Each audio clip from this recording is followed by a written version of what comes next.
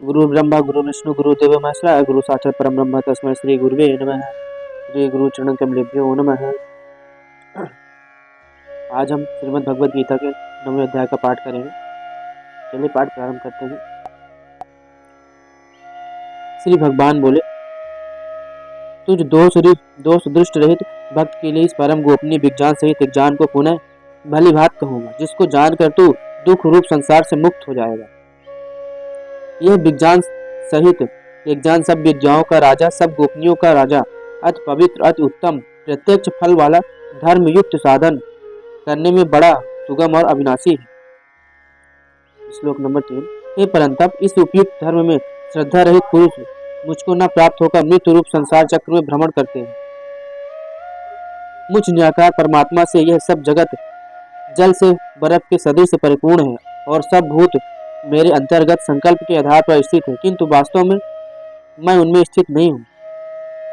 ये सब भूत मुझ में स्थित नहीं है, किंतु मेरी ईश्वरीय योग शक्ति को देख के भूतों का धारण पोषण करने वाला और भूतों को उत्पन्न करने वाला भी मेरा आत्मा वास्तव में भूतों में स्थित नहीं है। जैसे आकाश से उत्पन्न सर्वत्र चलने वाला महान वायु सदा आकाश में स्थित है, वैसे ही मेरे संकल्प द्वारा उत्पन्न होने से संपूर्ण भूत मुझ में ही स्थित है, ऐसा जान। श्लोक नंबर 7। हे अर्जुन, कल्पों के अंत में सब भूत मेरी प्रकृति को प्राप्त होते हैं अर्थात प्रकृति में लीन होते हैं और कल्पों के आदि में उनको मैं फिर रचता हूँ। अपनी प्रकृति को अंगीकार करके स्वभाव के बल से परतंत्र हुए इस संपूर्ण भूत समुदाय को बार बार उनके कर्मों के अनुसार रचता हूँ।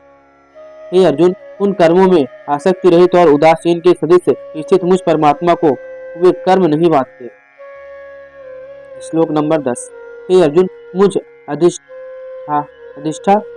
अधिष्ठाता के आकाश से प्रकृति चराचर सहित सर्व जगत को रचती है और इस हेतु से ही ये संसार चक्र घूम रहा है। मेरे परम भाव को न जानने वाले मूढ़ लोग मनुष्य का शरीर धारण करने वाले मुझ संपूर्ण भूतों के महान ईश्वर को तुच्छ समझते हैं अर्थात अपनी योग माया से संसार के उद्धार के लिए मनुष्य रूप में विचरते हुए मुझ परमेश्वर को साधारण मनुष्य समझते हैं।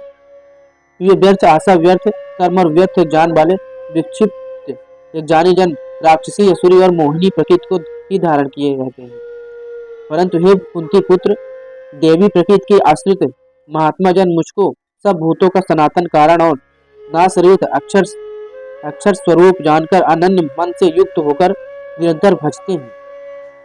वे दृढ़ निश्चय वाले भक्तजन निरंतर मेरे नाम और गुणों का कीर्तन करते हुए मेरी प्रकृति के लिए यत्न करते हुए और मुझको बार बार प्रणाम करते हुए सदा ध्यान में युक्त होकर अनन्य प्रेम से मेरी उपासना करते हैं।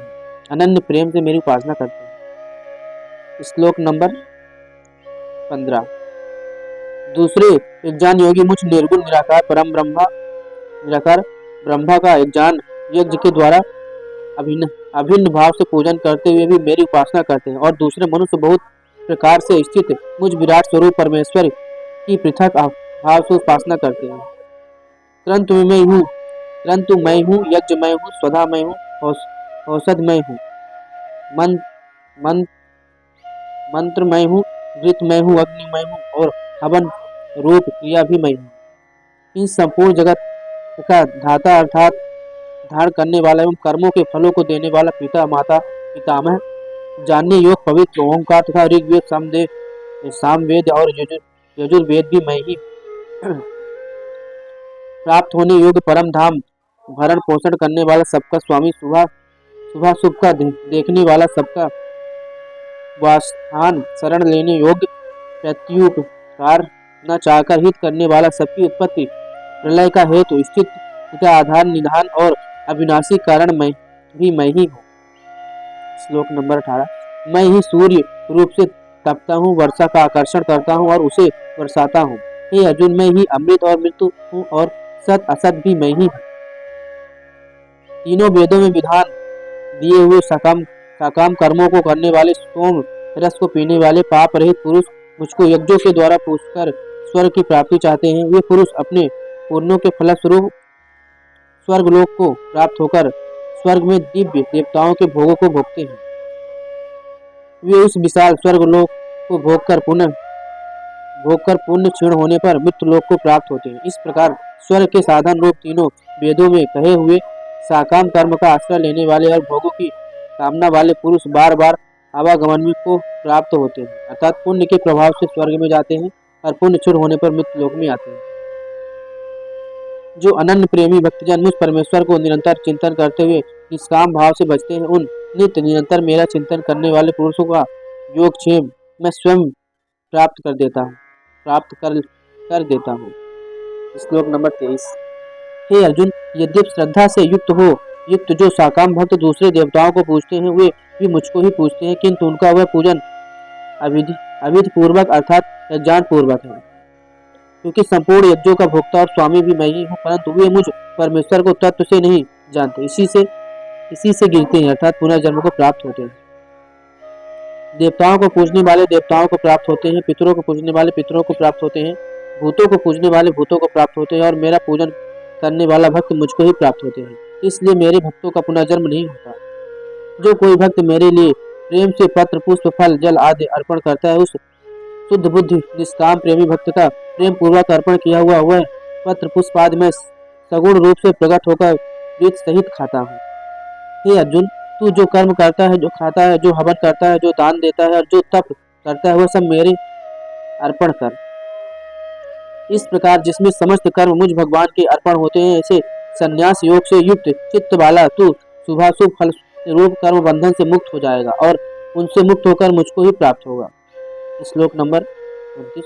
मैं सब भूतों में समभाव से व्यापक हूँ, न कोई मेरा अप्रिय है और न प्रिय है, परंतु जो भक्त मुझको प्रेम से भजते हैं वो मुझे और मैं भी उनमें प्रत्यक्ष प्रकट होता हूँ।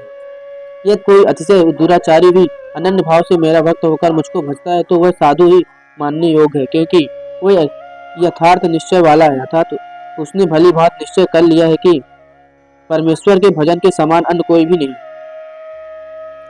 वह शीघ्र धर्मात्मा हो जाता है और सदा रहने वाली परम शक्ति को प्राप्त होता है। हे अर्जुन, तू निश्चय पूर्वक सत्य जान कि मेरा भक्त नष्ट नहीं होता। हे अर्जुन, स्त्री वैश्य शूद्र तथा पाप योनि चंडाल आदि जो कोई भी हो, वे भी मेरे शरण होकर परमागत को ही प्राप्त होते हैं। फिर इसमें तो कहना ही क्या है। जो पुण्यशील ब्राह्मण तथा राजर्षि भक्तजन मेरे शरण होकर परम गति को प्राप्त होते हैं, इसलिए तू सुख रहित और क्षण भंगुर इस मनुष्य शरीर को प्राप्त होकर निरंतर मेरा ही भजन कर। मुझमें मन वाला हो, मेरा भक्त बन, मेरा पूजन करने वाला हो, मुझको प्रणाम कर। इस प्रकार आत्मा को मुझमें नियुक्त करके मेरे परायण होकर तू मुझको ही प्राप्त होगा। इस प्रकार आज हमने श्रीमद् भगवद गीता का 9वें अध्याय का पाठ किया। फिर हम कल 10वें अध्याय का पाठ करेंगे। तब तक जय श्री राधे।